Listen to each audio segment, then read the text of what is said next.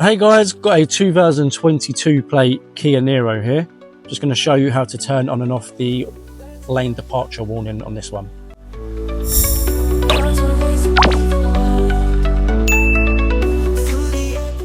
So on this one, you're going to make sure your ignition is switched on. Then you're going to use these controls on the right hand side of the steering wheel, and then the screen on the dash in front of the steering wheel. Now from here, I'm going to press the menu button. Keep pressing it until you go to settings, then clicking OK on driver assistance, then scroll down until you get to lane safety, clicking OK.